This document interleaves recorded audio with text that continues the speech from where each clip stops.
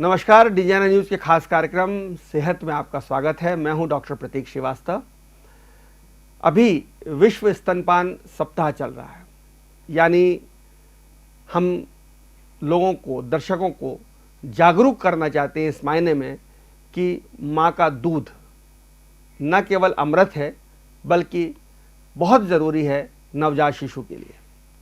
सही तरीका क्या है स्तनपान का और नवजात शिशु के लिए जो माँ का दूध है वो अमृत क्यों है, इस विषय पर चर्चा करने के लिए मेरे साथ मौजूद हैं शहर की नहीं बल्कि मध्य प्रदेश की वरिष्ठ स्त्री रोग विशेषज्ञ गायनेकोलॉजिस्ट डॉक्टर नीरजा पुराणिक। वैसे तो आप स्त्री रोग विशेषज्ञ हैं, लेकिन लंबे समय से आप जागरूकता का एक अभियान चला रही हैं स्तनपान को लेकर, माँ के दूध को लेकर। 30 वर्षों से ज़्यादा समय हो गया है जब वे चिकित्सा के क्षेत्र में अग्रणी हैं। अनेक पुरस्कार उनको मिले हैं, परशुराम पुरस्कार मिला है, नारी शक्ति अवार्ड मिले हैं। बहुत सारी कॉन्फ्रेंस में देश विदेश में जाती रही हैं, व्याख्यान देती रही हैं, लोगों को जागरूक करती रही हैं और सामाजिक कार्यों के साथ साथ उनकी साहित्यिक अभिरुचि भी है। लेखन में उनका पारिवारिक दखल है। वो किताबें लिख चुकी हुई हैं, कविताएँ लिखती हैं और अपने विभिन्न माध्यमों से उन माताओं को जो पहली बार माँ बनती हैं, बच्चे को दूध पीने सिखाने से लेकर दूध का महत्व तक बताती हैं। आपका बहुत स्वागत है। नमस्ते प्रतीक जी, धन्यवाद, बहुत बहुत धन्यवाद। नीरजा जी, सबसे पहले तो मैं ये जानना चाहता हूँ कि ये विश्व स्तनपान सप्ताह मनाने की ज़रूरत क्यों पड़ती है, क्योंकि ये तो अनादिकाल चल रहा है कि माँ अपने बच्चे को दूध पिलाती है और दुनिया का सारे बच्चे, भगवान कृष्ण से लेकर तमाम लोग माँ का दूध पीकर ही बड़े हुए हैं। आपका ये सवाल बहुत ही प्रतीक जी एकदम सटीक है कि दूध पिलाना और दूध पिलाना सिखाना कोई ऐसी कौन सी विधा है जो कि अपन अलग से कुछ बताएंगे। पर तेज़ी से हो रहे शहरीकरण और ये जो सारी चीज़ें होती है उसमें है ना, धीरे धीरे हम दूध की महत्ता को भूलते जा रहे हैं, माँ के दूध की महत्ता को, और हम ये भूलते जा रहे हैं कि माँ का दूध सबसे सर्वोत्तम है। हमें पता है कि हाँ ठीक है, माँ का दूध बहुत अच्छा है, लोगों को ये भी समझ में आता है। पर अगर अच्छा है और उसके पीछे एक ये भी संदेश दे दिया जाता है, अरे कोई बात नहीं, अगर तुम नहीं पिला पा रही हो तो दूसरे विकल्प हाजिर हैं। तो ये जो दूसरे विकल्प हैं वो बहुत नुकसानदायक हैं। हमें आज माँ को ये बताना है, मजबूरी हो, माँ बीमार हो जाए, माँ जन्म देने के साथ चली जाए, तब की बात अलग है। और उसके भी विकल्प ये हैं कि उसे भी माँ का दूध ही मिले, दूसरी माँ का दूध मिले, बजाय कि उसको पाउडर का, डब्बे का, मिल्क बैंक। यस, बिल्कुल सही, मिल्क बैंक से, या उसकी रिश्तेदार आसपास कहीं कोई भी है जिन्होंने बच्चे को जन्म दिया है, तो वो पहले के ज़माने में जैसे अपन दाई माँ बोलते थे, तो वो वाला एक विकल्प हमें देना चाहिए, बजाय इसके कि गाय का दूध, भैंस का दूध या फिर मैंने बहुत सारे सरकारी अस्पतालों में देखा कि माँ को दूध नहीं आ रहा है या माँ बीमार हो गई है, तो जो उस प्रसूति वार्ड में बहुत सारी महिलाएं रहती हैं वो दूध पिला देती हैं। बिल्कुल बिल्कुल सही। तो वो ऑप्शन होना चाहिए हमें। मैं ऐसा कहती हूँ कि जो माँ का दूध है वो बच्चे के लिए है, गाय का दूध बछड़े के लिए, भैंस का दूध भैंस के बच्चे के लिए है, पर जो माँ के दूध का कोई विकल्प नहीं है, ये हमें समझाना बहुत ज़रूरी है। आज हमारे पास विकल्प इतने सारे हैं कि माँ बेचारी जानते बूझते हुए भी कि मुझे दूध आ सकता है, मैं पिला सकती हूँ, विकल्प इतने ज़्यादा अपने पास मिल जाते हैं कि हम उस विधा को, उस कला को, माँ का दूध इतना ज़रूरी क्यों बताया गया? ये मतलब ये तो सही है कि हमेशा से कहा गया है कि माँ का दूध अमृत है, लेकिन ये अमृत क्यों है? इसमें ऐसी क्या, मैं साइंटिफिक अगर आपसे जानना चाहूँ कि इसमें ऐसे क्या गुण होते हैं, इसमें ऐसे क्या विटामिन्स या ऐसी क्या ताकत होती है कि माँ का दूध ज़रूरी होता है? ठीक है, इस सवाल का मैं ये जवाब दे दूंगी कि माँ का दूध एक जीवित तरल है ना। तो माँ का दूध जैसे मैंने बताया कि केवल बच्चे के लिए है, तो जो ह्यूमन, ये जीन स्पेसिफिक कह सकते हैं हम कि है ना, जिस स्पीसीज़ के का अगर एनिमल है उसी स्पीसीज़ को वो दूध उसके लिए बना है, मतलब टेलर मेड जिसको कहते हैं, वो टेलर मेड दूध है। तो हमारे बच्चे जो ह्यूमन रेस के बच्चे हैं उनको कम प्रोटीन वाला, ज़्यादा लैक्टोज वाला दूध चाहिए। और जैसे गाय का बछड़ा है, जैसे पैदा होते से ही वो दौड़ने लगता है, इधर उधर भागने लगता है। हमारे बच्चे तो हार्डली कभी करवट बदलते हैं कुछ समय बाद, 3-4 महीने बाद। तो हमारे बच्चों को जो लैक्टोज वाला रिच लैक्टोज है वो ब्रेन के डेवलपमेंट के लिए चाहिए। हमारे बच्चे को मसल पावर की ज़रूरत ही नहीं है। तो हमारे दूध में, जो माँ के दूध में है, वो लैक्टोज रिच होता है, उसमें इम्यूनोग्लोबुलिन्स रहते हैं, लाइसोजाइम्स रहते हैं, और हर स्टेज पे वो बदलता रहता है। शुरू में आपने देखा होगा कि शुरू में 3 दिन बहुत ही कम मात्रा में कोलोस्ट्रम जिसको बोलते हैं, और थोड़ा गाढ़ा और पीला सा दूध पीला। निकलता है माँ का शुरुआती दौर में। एग्जैक्टली, गाढ़ा पीला दूध है जिसको कि हम गोल्डन मिल्क भी बोलते हैं, गोल्डन लिक्विड, क्योंकि बहुत सारे तत्वों में इसमें जो सिक्रीटरी आईजीए नाम का एक पदार्थ होता है, तो वो उसकी मात्रा आप मानिए कि 20 गुना ज़्यादा होती है इन शुरू के 3 दिनों में। और वो क्यों होती है ज़्यादा, मतलब हर चीज़ का एक प्रकृति ने एक इम्पॉर्टेंस दिया उसको। बहुत कम दूध आएगा, बहुत गाढ़ा दूध आएगा, और वो मीठा भी बिल्कुल नहीं होता, उसमें लैक्टोज की मात्रा भी कम होती है, बहुत थोड़ा आके, और वो सिक्रीटरी आईजी इतना ज़्यादा रिच होता है उसमें। तो वो जैसे ही बच्चा पैदा होता है तो क्या होता है, उसकी जो गट है, उसकी जो इंटेस्टाइन है, वो बिल्कुल स्टराइल होती है, और स्टराइल होने के साथ साथ परमिएबल भी होती है। परमिएबल का मतलब है कि बहुत जल्दी से वो कोई भी इन्फेक्शन कैच कर लेगी। तो अगर इस समय वो जो माँ का 2-2 बूंद आता हुआ दूध है, और वो जो रिच सिक्रीटरी आईजीए है, वो पूरी जो इंटेस्टाइन है, पूरी आंतों में एक फिल्म जैसा बना देगा, प्रोटेक्टिव लेयर बना देगा, सुरक्षा कवच बना देता है, एकदम सुरक्षा कवच बना देगा, और कोई भी इन्फेक्शन अंदर नहीं आने देगा।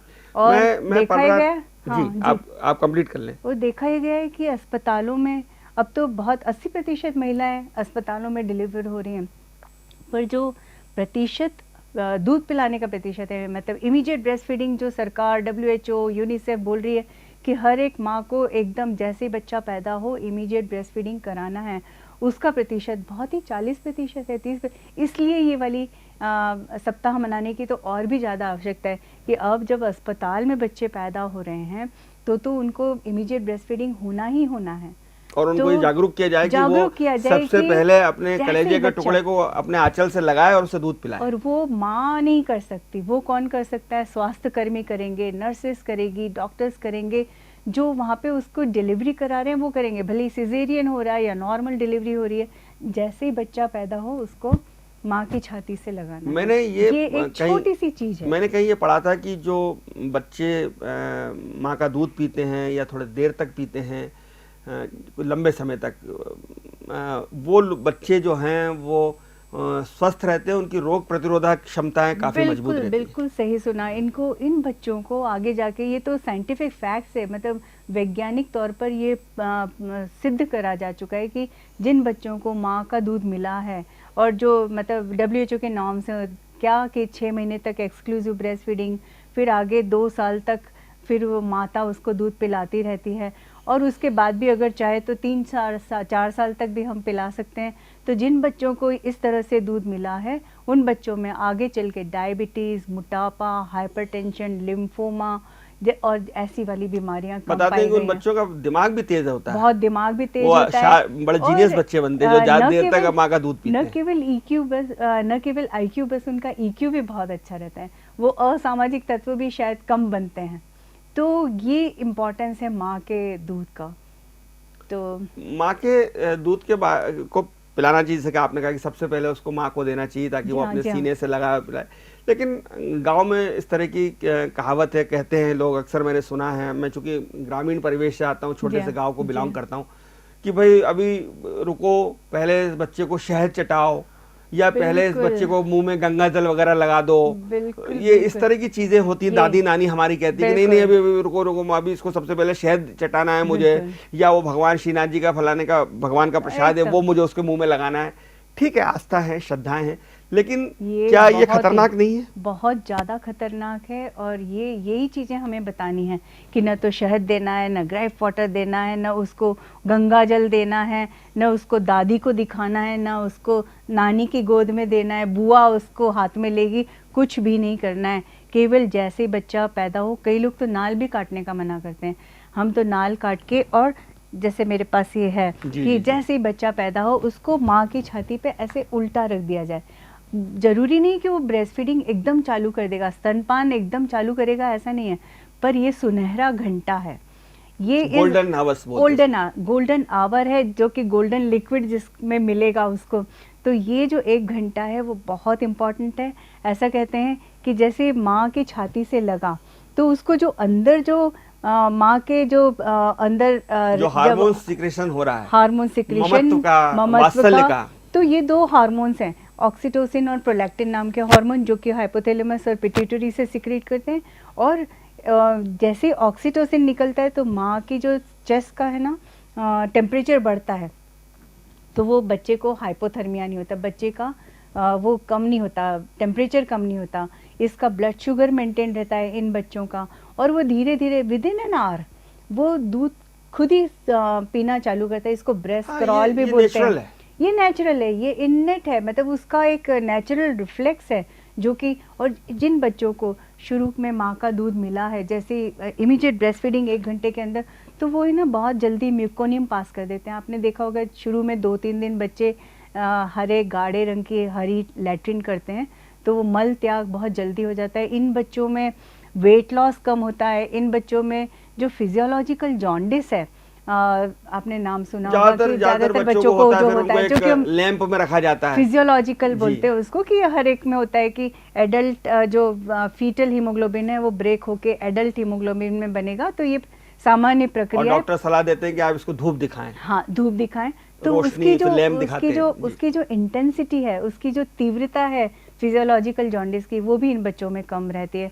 और माँ अपने बच्चे को निहारने में, अपने बच्चे को देखने में इतनी ज़्यादा व्यस्त हो जाती है कि फिर हमको टाँके लगाने में इतना ज़्यादा एनेस्थीसिया वगैरह की भी जरूरत नहीं होती है। हम आराम से अपना नॉर्मल डिलीवरी में जो टाँके लगते हैं वो लगा सकते हैं, या फिर व्यस्त हो जाती है। इससे माँ के स्वास्थ्य पर भी कुछ सकारात्मक प्रभाव पड़ता है। बिल्कुल, आपने सही बोला। जो मैंने आपको बताया ना कि हार्मोन, जो ऑक्सीटोसिन नाम का हार्मोन है, वो निकलता है, तो उससे क्या होता है कि बच्चेदानी में सिकुड़न पैदा होती है।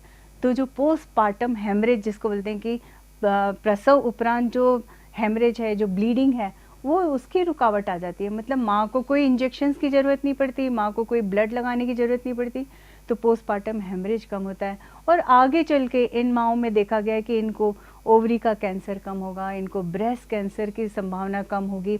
और 6 महीने तक ये नेचुरल प्रतिरोधात्मक गर्भ निरोधक जैसा काम करता है। तो माँ को भी बहुत फायदे हैं, माँ को जिम जाने की जरूरत ही नहीं है। ये जो 6 महीने तक जो आराम से दूध नहीं पिला पाती, उनको जो भारीपन लगता है सीने में, बिल्कुल वो कम हो जाता है दूध पिलाने से। हाँ, बहुत बहुत फर्क पड़ता है।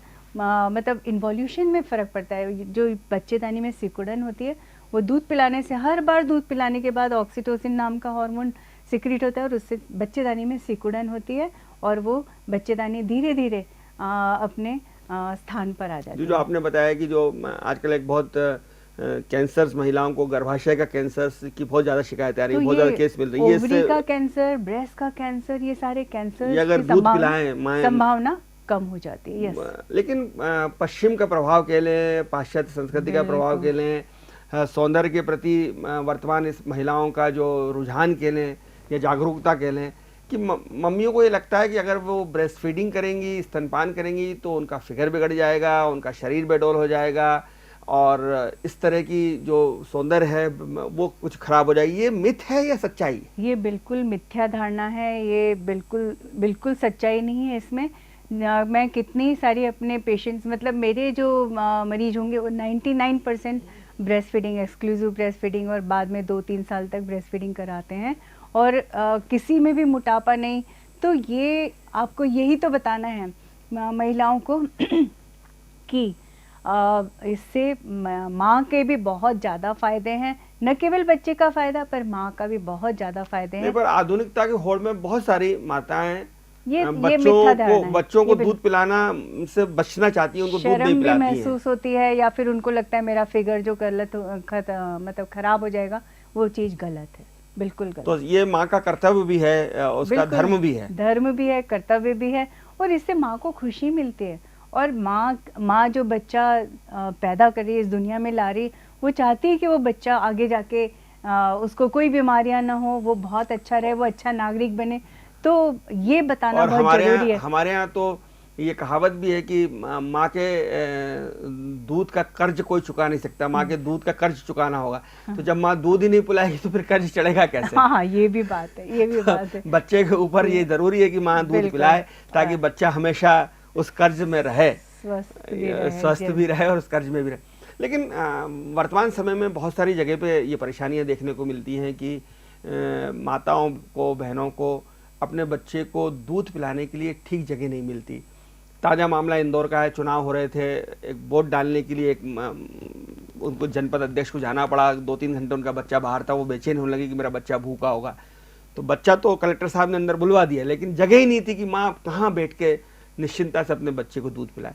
तो एक डॉक्टर होने के नाते और एक सामाजिक कार्यकर्ता होने के नाते आपको नहीं लगता कि समाज में, सार्वजनिक स्थानों पर जगह जगह ऐसी व्यवस्था होना चाहिए कि माँ बहुत सुकून से अपने बच्चे को दूध पिला सके? बिल्कुल, आपका कहना बिल्कुल सही है प्रतीक जी, कि बच्चे और माँ को एक अलग स्पेस मिलना चाहिए और वो अच्छे से शांति से दूध पिलाए, क्योंकि बच्चा भी डाइवर्ट होता है अगर बहुत ज़्यादा शोर है या वो है, और माँ को खुद को थोड़ी सी मतलब शर्म भी आती है, पर असुविधा भी होती है, किस तरह से उसको गोद में लेना और उसको पिलाना। पर मुझे ऐसा लगता है कि कई मामले हैं ऐसे, जब आप पब्लिक प्लेसेस में दूध पिलाने के लिए आजकल तो बहुत वो कर रहे हैं, मतलब उसकी हम पैरवी करते हैं, और अगर हम पब्लिक प्लेसेस में पिलाने लगेंगे तो मुझे नहीं लगता कि कोई भी इंसान ऐसा जो मतलब अच्छा इंसान है उसको ये बुरा लगेगा कि अरे आप ये माँ क्या कर रही है। नहीं, मैंने तो ये भी देखा है, मैंने तो ये देखा कि रेलवे ट्रेन के डब्बे में बहुत अच्छे भले लोग होते हैं, जब कोई माँ दूध पिला रही होती है तो डिब्बे से थोड़ा सा उधर उधर चले जाते हैं। इस तरह के भले लोग हैं इस देश में जो ये समझते हैं कि माँ को सम्मान दिया जाना चाहिए। पर आप देखिए, आदिवासी औरतों को अगर आपने देखा हो, ठीक है, वो उनको कोई शर्म नहीं आती, वो अगर बिंदास पिलाते, तो हम तो ये चाहते हैं कि हमारी जो शहर की भी माएँ हैं वो बिल्कुल बिंदास पिला सकती हैं, कहीं पर भी पिलाएं। और हाँ, सुविधाएं हो तो बहुत ही अच्छा, और हो रही हैं, एयरपोर्ट पे भी सुविधाएं हो रही है, और रेलवे स्टेशन पे भी कई अच्छी होटलों में भी देखा गया है कि एक ब्रेस्ट फीडिंग का अलग रूम बनाते हैं। पर वो ब्रेस्ट फीडिंग का रूम मैंने देखा कि एक बिल्कुल दबड़े में जाके अंदर जाके, जहाँ पे हवा भी नहीं आ रही, रोशनी भी नहीं आ रही, सुविधाजनक होना चाहिए, सुविधाजनक होना चाहिए, रोशनी होना चाहिए, एकदम ऐसा छोटा सा ऐसा नहीं दबड़ा होना चाहिए ताकि बच्चे, छोटा बच्चा होता है, इन्फेक्शन ना लगे उसे। कई बार जैसे बाथरूम में जाके पिलाना पड़ता है, तो वो सब नहीं होके, और थोड़ा सा हमें अपने समाज मतलब सामाजिक तौर पे भी सबको जागरूक करना पड़ेगा कि जो माँ अगर पब्लिक प्लेसेस में दूध पिला रही है तो वो कोई गलत चीज नहीं है। हाँ, आप उसको एकांत दीजिए, उसको सुविधा दीजिए। अगर आपको लगे कि माँ बाजार में पिलाने के लिए मजबूर है कहीं जगह, तो वहाँ मौजूद तमाम पुरुषों को उसको वो देना चाहिए, प्लेस भी देना चाहिए और प्राइवेसी भी देना चाहिए, ताकि ये हमारा सबका कर्तव्य भी, क्योंकि हम सब भी अपनी माँ का दूध पीकर ही बड़े हुए हैं। अगर हमारी माँ ने भी हमें दूध नहीं पिलाया होता तो हम आज इस मुकाम तक नहीं पहुँचते। क्योंकि आप बहुत अच्छी साहित्यकार भी हैं, कविताएं भी लिखती हैं, क्या इस विषय पर भी, ब्रेस्ट फीडिंग पर भी आपने कविता लिखा है? मैंने, है ना, ये मेरा बिल्कुल it's so close to my heart, तो इसलिए मैंने ये कविता एक लिखी है। मैं चाहूंगा कि आप हमारे दर्शकों को कविता सुनाएं। मैं लाई हूँ मेरे साथ, तो मैं थोड़ा सा उसको, और इस कविता में है ना सब कुछ आ गया है, मुझे ऐसा लगता है। तो मैंने इस कविता का शीर्षक दिया है शिशु की अभिलाषा। तो छोटी सी अभिलाषा है मेरे प्यारे डॉक्टरों से, जैसे ही निकालो गर्भ से, जोड़ दो मुझे माँ के, मेरी माँ के स्तन से। शहद पीने की चाह नहीं, न ही मुझे नहलाया जाए।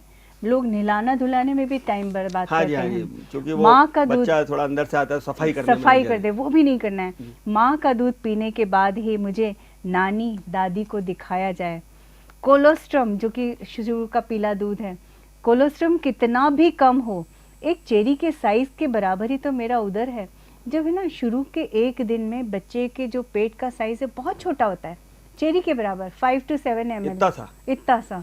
और हम उसको, हम जब बड़े हो जाते हैं तो बहुत बड़ा हो जाता है वो इतना ही बना रहता है, तो हम सब दुबले होते हैं। नहीं, उसको है ना मैंने देखा है कि स्वास्थ्य कर्मियाँ अपनी सिस्टर्स वगैरह क्या करती है, 30-30 ml दूध पिला देती हैं, जो कि बिल्कुल जरूरी नहीं है। 5 ml में काम 5 ml पिलाने की जरूरत नहीं, क्योंकि माँ को 5 ml आ रहा है, तो ये बताना जरूरी कि जो 5 ml जो आ रहा है वही उसके लिए सफिशिएंट है, नेचर ने बनाया है। कोलेस्ट्रॉल कितना भी कम हो, एक चेरी के साइज के बराबर ही तो मेरा उदर है। कोलोस्ट्रम मेरे लिए है अमृत, मुझे न करो इससे वंचित। मैं निशक्त हूँ पर तुझको तो पता है मेरी माँ, तू मांगना मुझे अपने डॉक्टरों से। न माने तो झगड़ लेना, गुस्सा करना और उनसे कहना कि विटामिन के बाद में लग जाएगा, पर मेरे सकिंग रिफ्लेक्स का यह सुनहरा घंटा चला जाएगा। 1 घंटे के बाद फिर बच्चा सोने लगता है।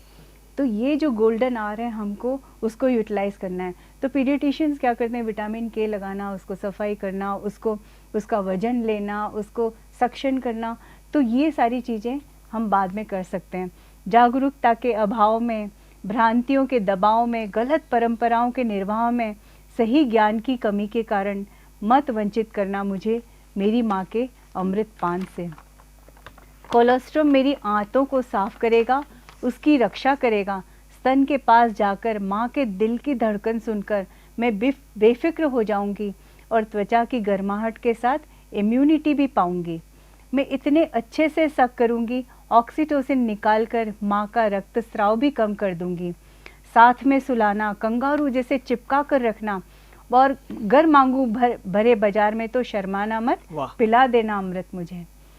परवाह न करना उनकी, जो उन्हें तुम देखना भी मत, जो तुम्हें दूध पिलाते हुए हिकारत से देखेंगे कि अरे कैसी है, पब्लिक में पिला रही है, तो उसको तुम देखना भी मत, उस पर ध्यान ही नहीं देना है।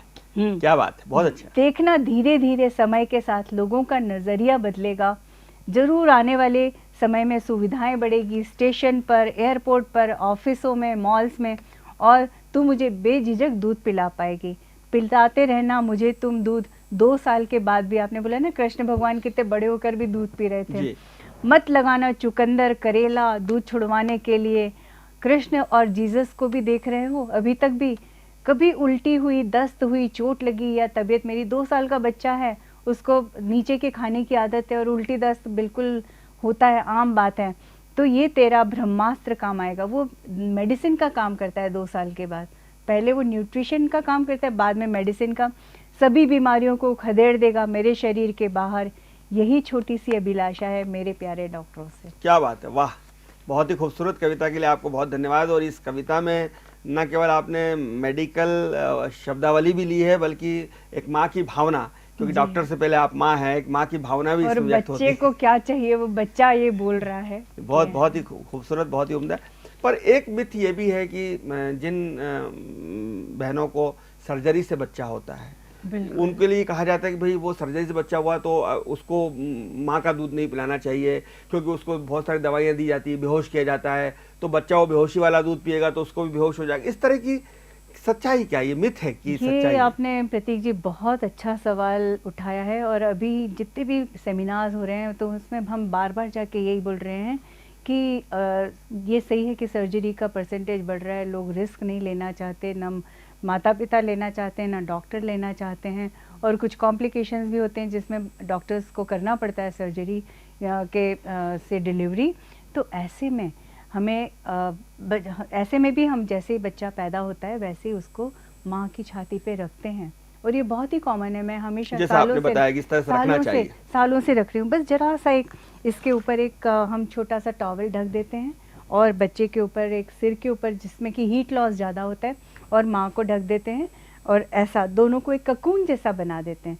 तो सर्जरी अगर हो रही है तो भी हमें बच्चे को माँ का ही दूध देना है। ये इस अगर प्रोग्राम से अगर सब लोग सीख ले लें तो उससे बढ़िया सफलता इस प्रोग्राम की कुछ नहीं होगी। माताओं को समझना चाहिए कि सर्जरी हुई है तो उससे उस बच्चे का दूध पीने का, स्तनपान करने का अधिकार खत्म नहीं हो जाता, बल्कि उसको बहुत जरूरी है, बहुत जरूरी है। और अगर माँ सर्जरी के दौरान, अब वो नॉर्मल डिलीवरी में भी टाँके आ रहे हैं तो माँ बैठ नहीं पा रही है, तो बैठ के पिलाना जरूरी नहीं है। माँ का दूसरा जन्म भी हम कहते हैं। लेट कर पिला सकते हैं, इसको हम लैट बैक पोजीशन बोलते हैं, कि जैसे माँ लेटी हुई है तो आप बच्चे को उसकी छाती पे रख दीजिए, तो बच्चा आराम से पीता रहेगा। तो बैठ के पिलाने की, रात को 2-2 बजे उठ के कोई जरूरत नहीं है, आप लेट के पिलाइए। और ये भी मिथ है। क्या बैठ के पिलाने की कोई पोजीशन होती है, ऐसा रखना है, ऐसा कुछ तरह की पोजीशन है? बहुत सारी पोजीशंस होती है, पर बेसिक चीज ये है कि बैठ के पिलाने में भी बच्चे की जो कंधा है, कूल्हा है, ये सब एक साथ रहते हैं, है ना, एक ही लाइन में रहते हैं। और अगर माँ लेटी होगी तो भी बच्चे को ऐसे ही लेट के पीना है। तो पोजीशन नहीं, बिल्कुल वो चेंज कहते नहीं हैं कि होती। डकार उसकी हो जाती है, कई बार वो उसकी श्वास नली में दूध चला जाता है, ऐसा भी ऐसा बोलते हैं दुर्घटनाएं हुई कि हैं कि कान में दूध चला जाएगा, पर ऐसा कुछ नहीं होता। कान की ट्यूब का स्ट्रक्चर बच्चे का ऐसा है कि कोई कान में दूध नहीं जाएगा। और माँ अनलेस कि माँ ने कोई ऊपर की ऐसे बेहोशी वाली दवाई या कुछ ऐसा कुछ लिया हो, या फिर माँ ने कोई एक दो दुर्घटनाएं अलग कुछ ऐसी हुई सेवन किया हो, कि कुछ ड्रग्स बच्चे का, की श्वास नली में दूध फंस गया और बच्चा चला गया।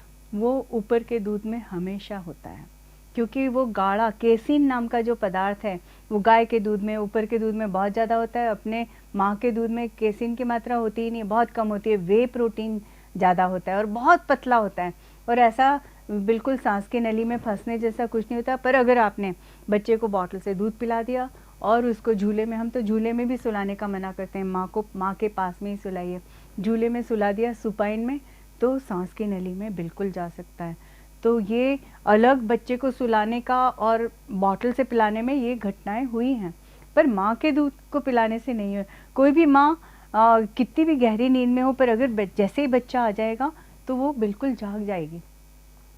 और वो ऐसा नहीं लेटे होता लेटे कि भी लेटे सोते लेटे सोते भी अपनी माँ, पिला कई बार सकते हैं। रात में और बच्चा रात रोता है तो हम उसको माँ दूध पिलाती हैं। बिल्कुल, और रात में एक अलग ब्यूटी है, वो पॉइंट ही रह गया कि रात में प्रोलैक्टिन नाम का हार्मोन ज़्यादा सीक्रेट होता है, और माँ को ज़्यादा दूध आता है। तो काम कराने वाली माँ, जो काम पे जाने वाली माँ है, उनके लिए तो बहुत अच्छा है रात में दूध पिलाना।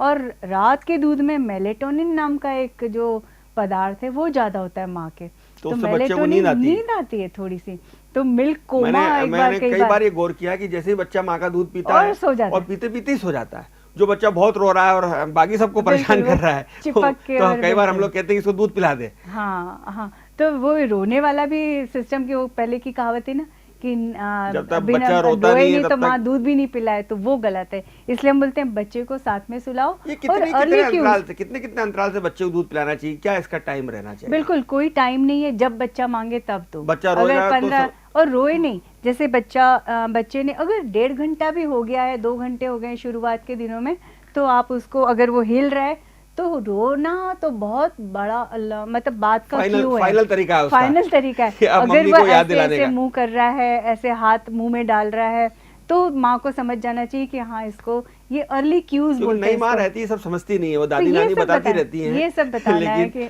अर्ली क्यूज को पहचानना है। और इसको अर्ली क्यूज को हम लोग क्या बोलते हैं, feed me cues, feeding cues नहीं, फीड मी मतलब बच्चा बोल रहा है कि मुझे दूध पीना इशारों है, में समझा रहा है। इशारों में समझा रहा है। और जब वो रोना चालू कर देता है फिर तो वो दूध भी नहीं पीता। तब तो आप समझ लीजिए कि अब बहुत देर हो गई है और आपने गड़बड़ कर दी। तो वो कहावत जो गलत है, वो गुस्सा हो गया है। वो कहावत गलत है कि क्या दूध क्या नहीं, जब तक बच्चा रोता नहीं है माँ दूध भी नहीं पिलाती। दूध भी नहीं पिलाया, हाँ ऐसा वाला। मैंने ये भी कहीं पढ़ा था कि ये जो स्तनपान है, ब्रेस्ट फीडिंग है, इसको कराने से ये गर्भ निरोधक का भी काम करती है। अगर माएँ दूध पिलाती रहती हैं तो उनको सेकंड डिलीवरी एक लंबे समय बाद देर से होती है, जो बच्चों में अंतराल रखना बहुत अच्छी बड़ी बात होती है। प्राकृतिक गर्भ निरोधक चीज है ये, कि 6 महीने तक जो एक्सक्लूसिव ब्रेस्ट फीडिंग जिसको हम बोलते हैं ना, फिर गर्भ निरोधकता का हम देखते हैं, हम हिस्ट्री पूछते हैं कि हम कॉन्फिडेंटली बोल सकते हैं कि हाँ तुमको गर्भ निरोधक चीज़ों की भी ज़रूरत नहीं है अगर वो एक्सक्लूसिव ब्रेस्ट फीडिंग करा रही है। अगर वो रात में ऊपर का दूध दे रही है, या फिर वो दिन भर में एक आध बॉटल से दे रही है, या वो कटोरी चम्मच से दे रही है, तो फिर वो गर्भ निरोधक वो नहीं होता। उसका डेफिनेशन ये है कि एक्सक्लूसिव ब्रेस्ट फीडिंग, अगर ऊपर का दूध बच्चे को ना दिया जाए, ना जब तो भी ऊपर बच्चे का को भूख पानी लगे वो हाँ अगर दे रही है। ये पानी वगैरह कब तक देना चाहिए, कितने दिन? कुछ लोग तो डॉक्टर्स कहते हैं कि 7-8 दिन तो पानी देने की जरूरत ही नहीं है। नहीं, पानी तो 6 महीने तक कुछ नहीं हम लोग देते हैं। और बल्कि जब सॉलिड चालू करते हैं, मतलब 6 महीने के बाद अन्नप्राशन करना है। अन्नप्राशन भी हमारे यहाँ कई बार साल भर में करते हैं, जो कि गलत है। तो 6 महीने का बच्चा हो जाए तब अन्नप्राशन करना है। और बच्चे को 1.5 से 2 साल तक कोई नमक नहीं चाहिए, कोई शक्कर नहीं चाहिए। नमक और शक्कर ये सब आधुनिकता के वो हैं, और इसी से सारी बीमारियां होती है, बीपी और शुगर ये बाद में इसी कारण से आती है। तो बच्चे को आपका जो घर का बना हुआ खाना है, मतलब दाल है, चावल है, जो भी आपका बन रहा है, नमक डाल देते हैं दाल चावल में, तो नहीं चाहिए। उसके लिए फीका बनाइए बच्चे के उसके लिए। और आप भी फीका करिए ना, आपको भी इतनी कोई जरूरत नहीं है, तो जितना आपके स्वाद अनुसार, मतलब बच्चे का भोग निकाल के और आप फिर अपना डाल और दीजिए। पानी 6 महीने बाद पिलाइए ऊपर। पानी की भी जरूरत नहीं है, मैं बता रही हूँ कि जो वो सॉलिड जो खा रहा है, और ऐसे दाल का पानी और चावल का पानी बिल्कुल पतला देते हैं ना, वो भी नहीं, इतना गाढ़ा होना चाहिए कि चम्मच से आप टपकाओ तो ऐसे गाढ़ी बूंद बूंद जैसे गोंद जैसा, हाँ, थोड़ा सा गाढ़ा होना चाहिए, पर इतना भी गाढ़ा नहीं, शायद जितना गाढ़ा कि वो चोक हो जाए गले में जाके, थोड़ा सा पतला वो उसे दे रहे हैं आप। तो माँ का दूध जो है शुरू में तो पूरा कंप्लीट फूड है 6 महीने तक, फिर उसके बाद जब वो दूध पिला रही है तो न्यूट्रिशन के साथ साथ वो पानी का भी काम कर रहा है ना। और जब 2 साल के बाद जो पिला रही है वो मेडिसिन, पानी कब पिलाना है, वो जो माताएं ले आती है छोटे गिलास और चम्मच कटोरी चांदी के, साल भर के नहीं बाद मम्मियां बच्चे पैदा होने के पहले जो खरीदा, सबसे पहले वही आ जाता हाँ, है, झूला आ जाता है, हाँ, और वो नहीं, वो आ मम्मियों जाता को है। कपड़े वपड़े खरीदने का बहुत शौक होता है ना आजकल। अरे वो कपड़े की भी बात मैं बताऊं कि वो जो फीडिंग गाउन्स होते हैं, फीडिंग ब्रास होती है, वो भी गलत है, क्योंकि माँ को पूरा शरीर, बच्चे को पूरा शरीर चाहिए। बच्चे को क्या करते हैं, पूरा पत्ता गोभी जैसे लपेट देते हैं, और इतना पूरा लपेट देंगे और फिर जरा सा गाउन में से जिप निकाल के और थोड़ा सा ऐसे पिलाएंगे, जो कि इफेक्टिव नहीं होता। माँ को पूरा ये मिटन्स भी नहीं, मोजे भी नहीं, कुछ भी नहीं, और अपना पूरा ब्रेस्ट ओपन करके पिलाना चाहिए, ब्रेस्ट ओपन करके चिपका के पिलाना है, जिससे ये सही तरीका है। तो ये भी नई माताओं को सीखना चाहिए आप जो बोले ना कि बहुत ज्यादा आधुनिक बनने की जरूरत नहीं है। हाँ, वो पुराना जो हमारे दादा नानी की समय का तरीका था, जो माँ अपना पूरा जो बच्चे को स्तनपान कराती थी उसी तरह से करना चाहिए, चिपका कराना चाहिए। लेकिन कितने समय तक बच्चे को दूध पिलाते रहना चाहिए? बच्चा दूध छोड़ने में बहुत जिद करता है, दिक्कत देता है। मुझे भी अपनी छोटी बच्ची को 4-4, 5-5 घंटे बाहर लेकर घूमना पड़ता था घर के बाहर, तो ये बड़ी एक समस्या रहती थी कि मम्मी को देखते ही दूध मांगती थी वो। क्या होता है कि 2 साल तक तो WHO और यूनिसेफ बोलता है कि 2 साल तक तो पिलाना ही है, 2 years एंड बियॉन्ड बोल दिया है उन्होंने। तो बच्चे को नेचुरल वीनिंग करना है। नेचुरल वीनिंग मतलब जब वो छोड़े तब छोड़ दे सकता है। अरे वो तो कभी छोड़ेगा ही नहीं। 3 साल तक भी कई बार नहीं छोड़ते, 3.5 साल भी नहीं छोड़ते, पर वो नेचुरल दिखती है, वो रोने लगती थोड़ा बहुत मांगेगा, ज्यादा मेरा निजी अनुभव तो ये है थोड़ा। और वो जो है वो मेडिसिन का काम करता है। कोविड में 1.5 साल के बच्चे को, 2 साल के बच्चे को दूध पिलाना छुड़वा दिया माताओं ने। मेरा कहना था कि आपको कोविड का टीका लग गया है, इम्यूनाइजेशन, आपके पास इम्यूनिटी है, तो आपके इम्यूनोग्लोबुलिन्स आप बच्चे को दे रहे हो, आप दूध पिलाओ उसको, तो उससे क्या होगा कि उसकी इम्यूनिटी बढ़ती है। तो बच्चे को दूध पिलाना छुड़ाने की जरूरत नहीं है, ना करेला लगाइए, ना उसमें चुकंदर लगाइए, ना उसको डराइए, बाल बाल के डराइए, बाऊ मत करिए, उसको पिलाइए। नेचुरल वे में वो छोड़ देगा बच्चा, ऐसा कोई बच्चा नहीं होगा। और ठीक है, भगवान कृष्ण तो बताते हैं, ऐसा हम पढ़ते हैं कि 4 वर्ष तक उन्होंने मैया का दूध पिया, बिल्कुल, और इसीलिए वो इतने प्रतापी, खैर वो तो ईश्वर थे, लेकिन ईश्वर ने भी संदेश दिया है कि बच्चे को 3-4 साल तक दूध पीने में कोई बुराई नहीं है। बिल्कुल, आप बिल्कुल प्रतीक जी बिल्कुल सही बोल रहे हैं। तो इसलिए बहुत जरूरी है। अब ये भी कोरोना का आपने जिक्र किया तो मुझे याद आया कि कोरोना के दौरान माँ कोरोना से पीड़ित है और उसने बच्चे को जन्म दिया, और ऐसी कई डिलीवरी हुई, हमने उसको खबरें भी दिखाई हमारे चैनल पे कि कोरोना पीड़ित महिलाओं ने सफलतापूर्वक उन्हें बच्चे को दिया। तो तब भी उन्होंने दूध पिलाया होगा, बच्चा बीमार, उससे कोरोना संक्रमित तो नहीं हुआ होगा? नहीं हुआ, और है ना, बल्कि ये भी देखा गया था कि कोरोना का कुप्रभाव गर्भस्थ बच्चों में इतना नहीं था। वो पता नहीं कैसे, जो भी नेचर का प्रोटेक्शन था, तो उस समय भी हम लोगों ने ये बोला कि गर्भस्थ शिशु में कोई उसके बुरे प्रभाव नहीं पाए गए हैं। और अगर मान लो माँ को कोरोना हो भी गया तो जो भी है, माँ जो यूनिवर्सल प्रिकॉशंस लेके उसने दूध पिलाया है। हाँ, कुछ बहुत अच्छे और समझदार डॉक्टरों ने तो इंदौर में ये सुविधा दी अपनी कि आप अपने बच्चे को अपने माँ के साथ रहने दीजिए। छोटा बच्चा भी दूध नहीं पीता तो भी बोले माँ के साथ रहने दीजिए, कोई फर्क नहीं पड़ता, बच्चों को कोरोना नहीं होगा। लेकिन अगर वो माँ के साथ नहीं रहेंगे तो बीमार हो जाएंगे, और माँ भी यहाँ डिप्रेशन में आ जाएगी। बिल्कुल बिल्कुल सही बात है। तो ये कोरोना में साइकोलॉजिकल वेलबींग के लिए भी माँ के साथ अगर बच्चा है तो वो अच्छा है, ये दोनों के लिए अच्छा है, दोनों के लिए अच्छा है, बिल्कुल। और कोरोना संक्रमित माँओं ने भी जो दूध पिलाया उससे कोई कोरोना संबंधित विभ्रांति नहीं है? बिल्कुल नहीं, बस वही यूनिवर्सल प्रिकॉशंस जो ली, मास्क लगा के और हाथ धो के, और आपके अपने बच्चों को साफ सुथ तरीके से अगर पिलाया है दूध, तो आप में जो इम्यूनिटी है वो आप बच्चे को दे रहे हैं। आपके दूध में इतनी ताकत है, सारी प्रतिरोधात्मक शक्ति आपके दूध में ज़्यादा है, तो आप पिला सकते हैं और पिलाया ही है। एक जिज्ञासा मेरी ये है कि आप तो चूंकि गायनोकोलॉजिस्ट हैं, प्रसूति रोग विशेषज्ञ हैं, महिला रोग विशेषज्ञ हैं, और ये जो मामला है जिस पर हम बात कर रहे हैं, ब्रेस्ट फीडिंग, स्तनपान, ये जो है ये पीडियाट्रिशियन का मामला है। ये बच्चों की डॉक्टर ज़्यादा सिखाती समझाती हैं।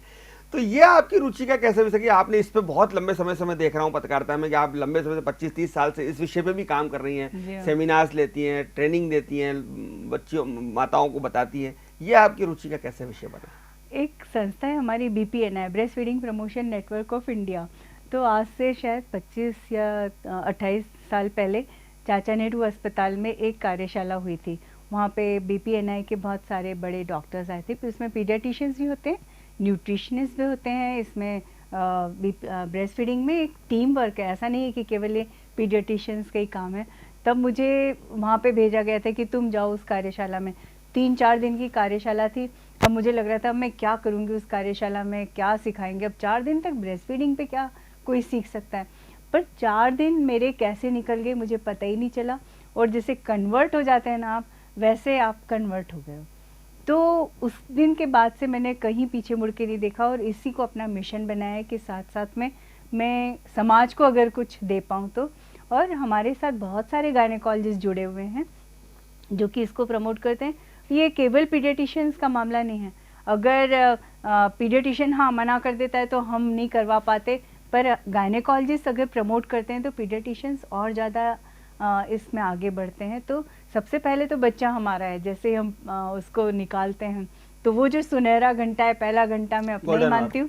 यस, तो इसमें न केवल पीडियाट्रिशियंस पर हम गायनेकोलॉजिस्ट भी और न्यूट्रिशनिस्ट भी और सारी सिस्टर्स हैं, आया बाई हैं, बहुत सारे लोग इन्वॉल्व होते हैं ना। ऐसे बोलते हैं ना कि एक बच्चे को बड़ा करने के लिए पूरा गांव चाहिए, तो वैसे ही ब्रेस्ट फीडिंग के लिए एक पूरा टीम वर्क चाहिए।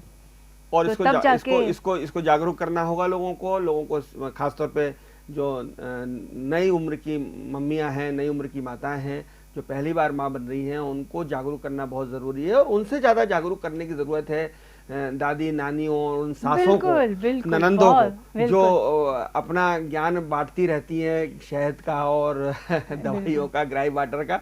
तो उन्हें भी जागरूक करना ज़रूरी है कि बच्चे को 6 महीने तक पानी की ज़रूरत नहीं, वो अपनी माँ का दूध पिए, क्योंकि माँ का दूध स्वास्थ्यवर्धक होता है, पौष्टिक होता है, ज्ञानवर्धक भी होता है जी हाँ। और प्रतिरोधक क्षमताएं बढ़ाता है। और ये बच्चों के लिए अमृत समान नहीं है, अमृत ही है। इसलिए बच्चों को, नवजात बच्चों को दूध पिलाइए। दूध पीना उनका अधिकार है। लंबे समय तक पिलाइए। भगवान कृष्ण का 4 साल पी सकते हैं तो आपका कन्हैया, आपका लाला 2 या 3 साल तो पी सकता है। देखते रहिए DGN न्यूज़, खबरों का सिलसिला जारी रहेगा। नमस्कार।